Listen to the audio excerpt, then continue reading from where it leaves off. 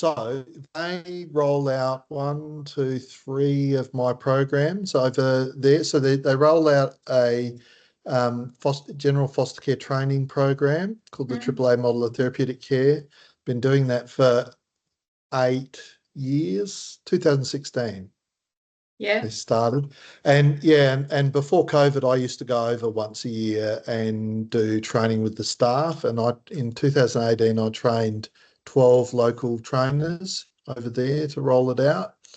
They also implement a schools program of mine that is related, and a responding therapeutically to behaviours of concern, which is just more truncated version of AAA.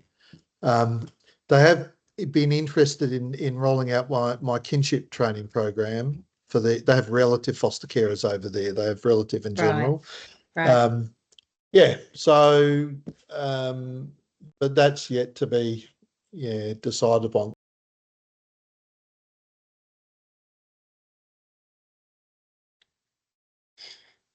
That it's hard, first and foremost, that it's not even just the kids, that the system that they will interact with has certain professional and legal responsibilities that are not always conducive to, I guess, a harmonious time at home. So, for example, there are certain things that have to happen, like birth family contact and connection, for example. There may be a legal requirement for that to happen, but that may present some difficulties in the home environment where there is with carers who are looking after the children. And especially, so birth parent contact is after probably interaction with the statutory agencies in each of the jurisdiction. It's probably the next, I guess, most stressful aspect of the role. If I was to kind of off the top of my head put them through a bit of a hierarchy. So and it's stressful for both foster and kinship carers for different reasons. Foster carers, of course, have no relational tie to the birth parents, but have the children living in their home, and the children are often unsettled by contact.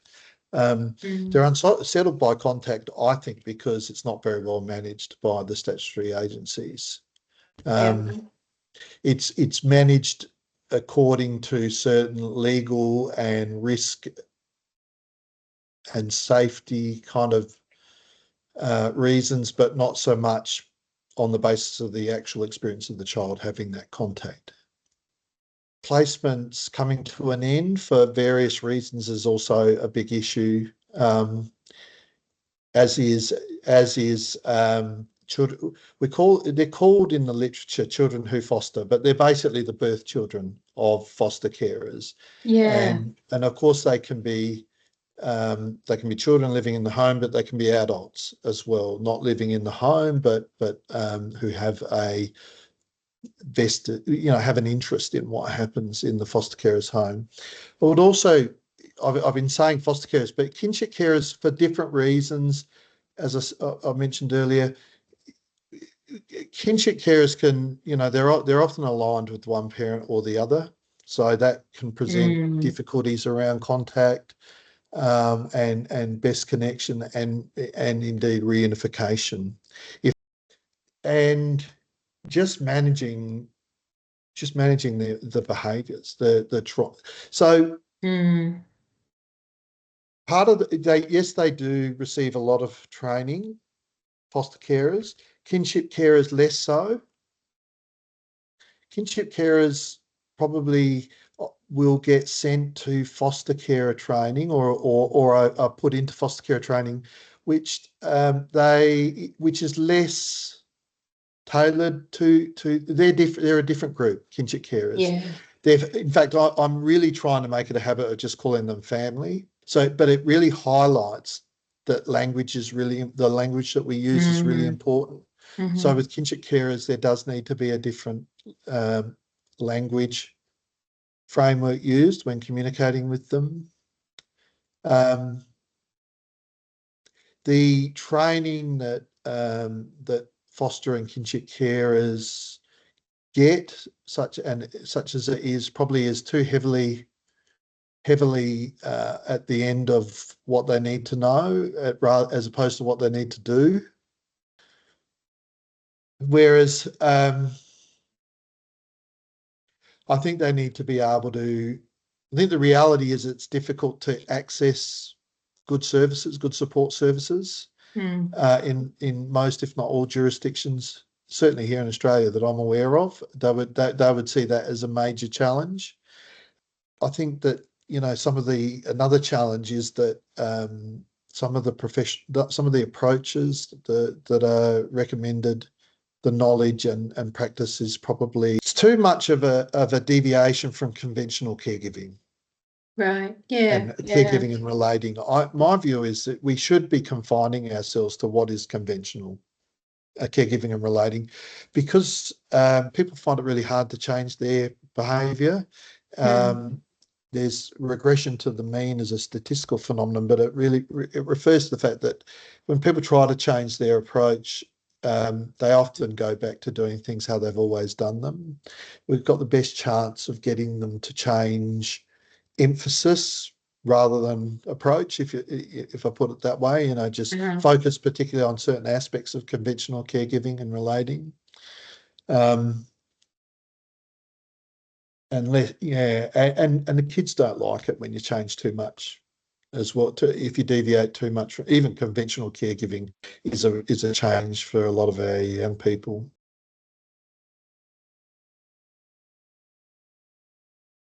Well, the two acronyms I use are CARE and AURA, and they're basically how you care for babies. So you have routines and rituals. You don't leave them too long on their own. You attend to them whether they're crying or quiet. You anticipate and respond to their needs without them having to explain it to us. You speak their mind. You verbalise what you think is going on for them, which supports the baby's own language development. And our kids often have not very good interstate language, you are, you know, when they're upset, we're upset, and we make that we are attuned at that moment, but we don't hang around there very long. We soothe, we regulate to calm and engage in soothing gestures and regulate them to calm as well. Call that co-regulation. We also try to manage the environment so that it is not you know, it's not upsetting for the children. So that's CARE: consistency, accessibility, responsiveness, and emotional connectedness. Or I use the AURA acronym. I first used it in Melbourne a couple of years ago when I did just as they were coming out of all their lockdowns. One of the organisations over there got a few of us over to do a big event day, and it did go down well. It goes down well with Aboriginal people as well, or the idea of AURA. But the AURA just stands for accessible, understanding, responsive, and attuned. So it doesn't have the consistency bit, but do all of that consistently. Yeah. So conventional caregiving, the aspects of conventional caregiving that I emphasise are each of those things, but also what we do when we're caring for our babies. We spend a lot of time thinking about what's going on for baby. Why are they doing what they're doing? And then as they get older, we tell them to use their words. So we rely less on our own observation and intuition and more on the child. So what happens when you get a child who won't tell you what's going on for them, but rather you see all these behaviours? I think the biggest, you talked about behaviours, communication. I first wrote about that in my first book, probably, well, that was published in 2009, but I was putting stuff out years before that. That's, almost the biggest step you can get people to make is to remember that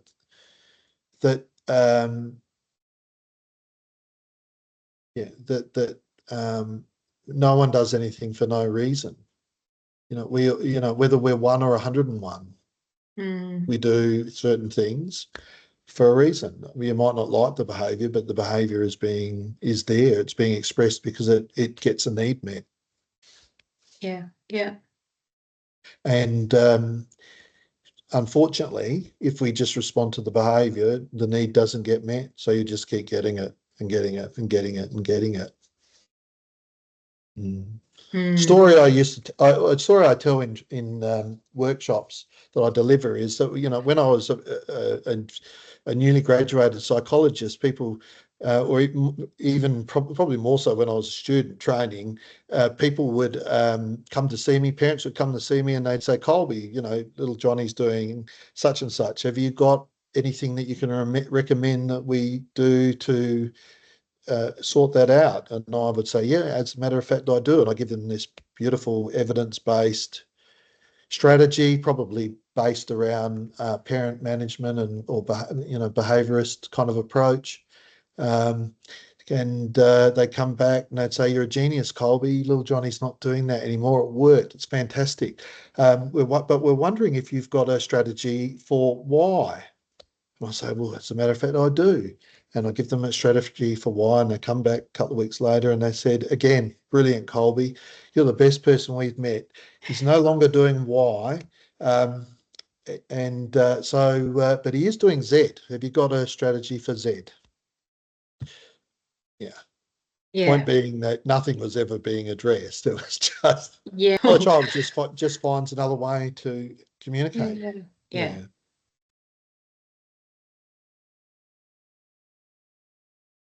The behaviour might be complex, but the solution needs to be simple, and is. There's no point in trying to present complex solutions to complex problems because people get overwhelmed by complexity. It's the worst thing, which is try to do it for a while and then revert back to what they've always been doing. And what you do then is you end up putting the child back in an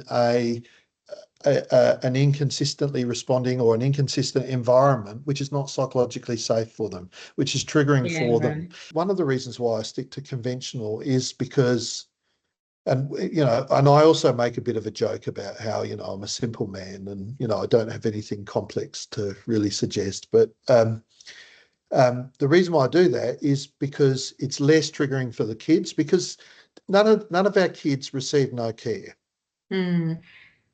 So conventional caregiving strategies like feeding them and bathing them and making sure they got clothes to wear and all of those other things did happen in the environment that they were removed from. It was inadequate, grossly inadequate in many instances, but it did happen. So these are not parental behaviours that are completely foreign to the young people, and we need to stick to them because to do other things is too triggering.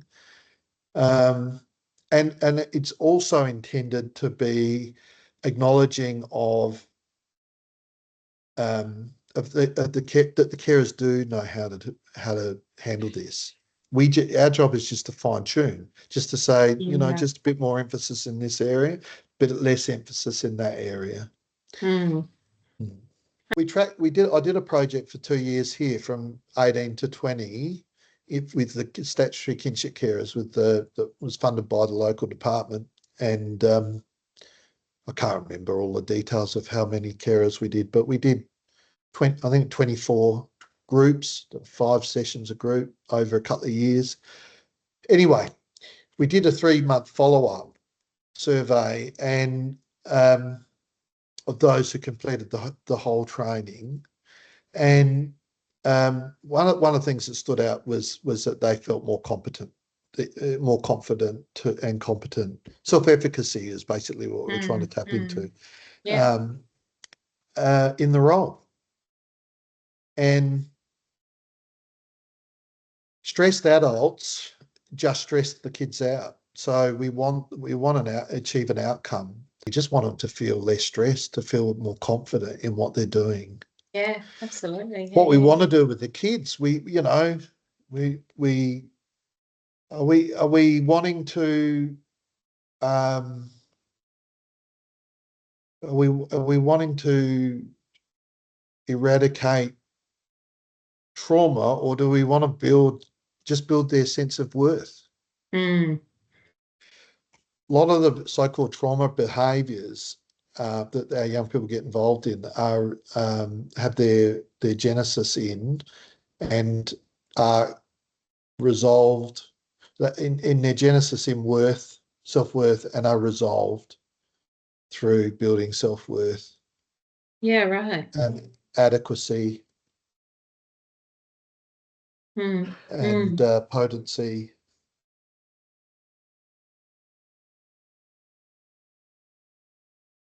Well, there's loads of things. Repairing relationships with parents is a big one.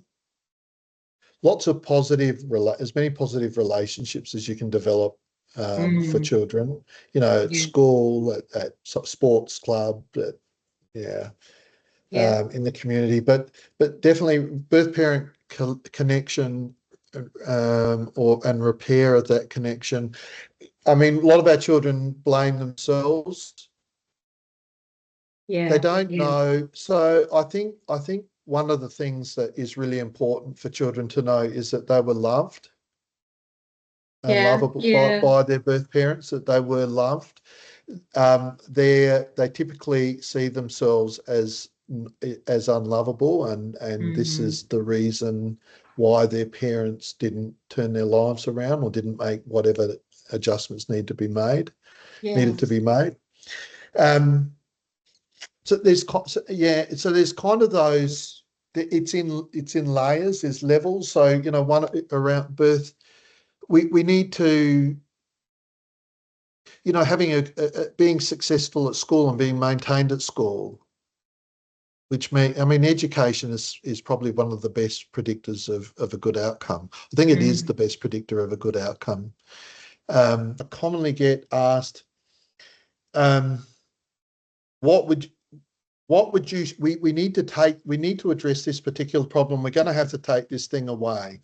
We might have to take the phone away, for example, because the kids are getting up to some highly risky behaviour online, or we have to take this or that away. What do you do? And you say, well, and whatever you take, when you have to take something away, you need to give something back. When you have to criticize, you need to praise in some way. When you need to limit something, you need to be generous in another way. You need to counter the internal narrative of the child that they are bad and unlovable and worthless, and that we adults that look after them are mean and nasty and uncaring. The way we talk to them is, I think, probably our most powerful intervention, because we can't change everything. A good example is school. Kids don't want to go to school, and you have to make them go to school. And our kids are really prone to then going, well, you don't care about me, you don't love me, you're just this, that, and the other. Like, kids growing up in their own family are prone to having ill feelings towards their parents for making them to do something like go to school when they don't want to go. But these kids are very prone to ill feeling when we make, and it just reinforces their internal narrative that their experience is unimportant, that they are unimportant and unworthy and undeserving, and that we're mean and nasty and uncaring and untrustworthy. So the way you talk needs to counter that that their proneness to a very negative internal narrative about themselves, others, and the world in which they live. And that really, one of the ways to do that is is reducing the number of questions we ask them about their experience, and do what we did with the babies, speak what we think is going on in their head and in their heart. Say those things. If you find yourself, I say, if you find yourself going to ask them a question, you think you know what the answer should be, would they give it? Don't ask the question, say the answer. We need that's validation, of their child's experience. And the child's experience is, I'm a person of worth. You hear me, I'm a person of worth. My experience is real. We need to do that in our words, in our actions, in our expressed emotions. So in our actions, it's anticipating their needs and reasonable requests and delivering them proactively. Everything is proactive in care and aura. Nothing's reactive. And our emotions, as we talked about before, co-regulation is a big one, as well as just managing a calm home environment. It's what we did for babies, but it doesn't have to look the same. In the baby. So a couple of things about that. One is the children. What we think about, I'll ask people when I'm training, what do you think baby needs to grow up happy, healthy, well-adjusted and achieve their developmental potential? And we'll make a list on the whiteboard. I've got videos about this on the YouTube channel. And then I'll say, well, what does a child need? And I'll say, well, I'll think about it and I'll say, oh, actually the same stuff. And then I'll suggest a couple of other things. I'll say, well, do babies need that as well? Yes, they do. So we also add that to the babies list. Then I'll say, what does a teen need? Well, everything you put in infant and child, and then and a mobile phone. So you mean a mobile phone as a means of connection with friends and other? Yeah. Do you think do children need that? Do infants need connection? Yes. So we don't put mobile phone. It looks different, but we put connection on each of the things. And I'll say, and what does an adult need? And the penny really drops at this point because it's all the same. It just, our needs are the same, whether we're 1 or 101, just looks different. So it's not like we're babying the kids. It's just that we're recognising that there were certain needs and needed experiences that didn't happen adequately in the previous care environment, and we need to fill in those gaps. And I do an activity, filling in the gaps. It's an art activity that I do with them. But at the end of it, people are often messy. They've got either oil pastels under their fingernails or paint on them. So I give them baby wipes. And then I say, see, whether you're 1 or 101. Same.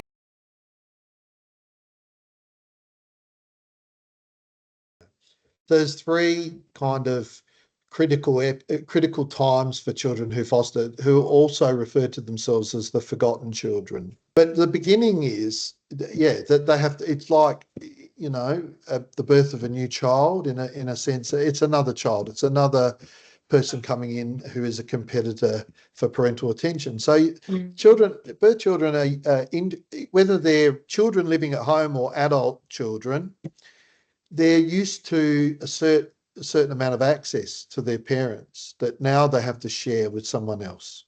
And that person then is has additional needs. It's additional complex needs.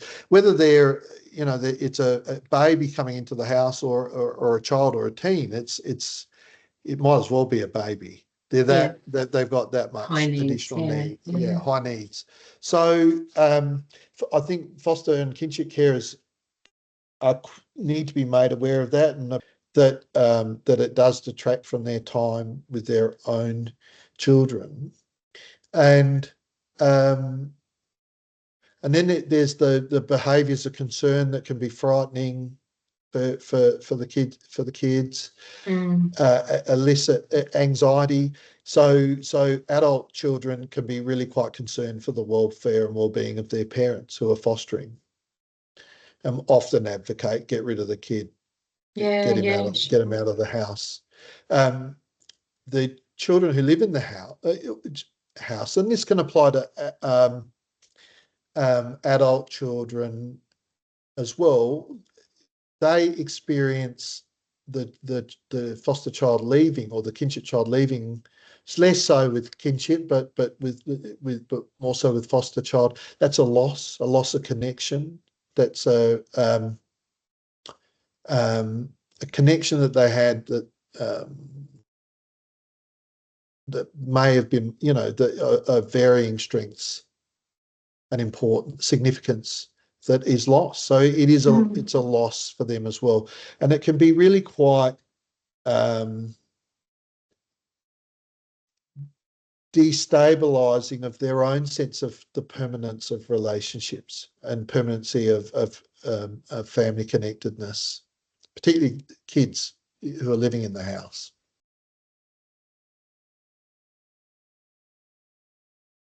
Well, what you do is you lighten the load, and you go back to exactly, and it sounds like a circular argument, and possibly it is, but you go back to saying, your children and the child in your care have the same needs of you. It's a bit like the advice you give to teachers. In some ways, teachers are probably more cognizant of the impact on the other kids in a way. So what you got to do is again simple, straightforward, conventional, transferable, generalizable strategies. Don't you just focus on doing this thing, these two things, these three things. This is obviously over a succession of interfaces. Just this small number of aspects of conventional caregiving that are going to be both helpful to the child who's fostered or in kinship in your home, but is also important for your own children. Yeah. So, like for example, in your home, I would say, well, make sure that at least once a day, but only as much as you can keep up over time, that you just check in with the child before they do anything to get you to attend to them. Yeah. Because the child's, and the same with needs provision, proactive needs provision, but the child's experience of that is if they have to do something to get your attention, their experience of that is you only gave me attention because I did something to make it so. Whereas if you do it proactively, and this is what's really important for little babies and their development, their experience is you are there for me without me having to do anything to make it so, without me seeing, hearing, smelling, touching, or tasting you. You are there without me having any direct sensory experience, which is really important for object constancy and permanency. So important aspects of cognitive development that allow children to tolerate separations. Now, you might have to do that for the child who's in your house. I would say do it at least once a day. Ideally, do it 2 or 3 times a day, but only do what you can keep doing over time. Yeah. And ring your kids once a week, or drop into their house, or whatever. Check in with the kids in the home as well, as much as you're doing with. Just make sure that you're not always just reacting and responding, that you are getting in first. Because what you want to do is ensure that everyone feels like you are there for them without them having to push your buttons or pull your strings to make it so. Yeah. Have the same expectations of all kids. Yeah. Yeah. Have the same routines and rituals in the home. Have, as I said, speak the mind of all the kids. If you think you're gonna, if you find yourself about to ask them a question, you think you know what the answer is, say the answer. Yeah. Don't try to jolly them all the time. Like if just try to be authentic and congruent, and then regulate to a happier place if the children are out of sorts. We do this. These are so common as to be almost instinctive patterns of behavior, I think, and people just need to, people need to be made aware of those aspects of conventional caregiving that are really significant. I'll get another example, for example, is hide and seek. Where's the baby? There it is. Everyone knows to do it. Probably very few people know why it's important. It's really important for the development of what I was referring before, object constancy and object permanency, that idea that you still exist even independent of direct sensory experience. Hide and seek. Why is it important to play hide and seek? Because kids love to be found proactively by their parents. They love to, there's others as well. We got a 5-minute warning, but my point being that there are many things that people know and do, probably don't understand the significance or worth of them, need to be coached or need to be advised that these things that you already do are super. You don't have to just, you don't have to change. It's back to basics. But all of the parenting strategies, the intent that I recommend, the intent is to facilitate certain experiences that make it hard for our children to maintain a negative internal dialogue. It's make it hard for them to continue to believe that they are bad and unlovable and unworthy, that adults are mean and nasty and untrustworthy, and that the world is a unsafe place. When we attend proactively, their experience is, I'm a person of worth. When we verbalize understanding, you hear me, I can trust you. When we respond to needs proactively, you get it, I can trust and depend on you. When we co-regulate, you help me feel better again.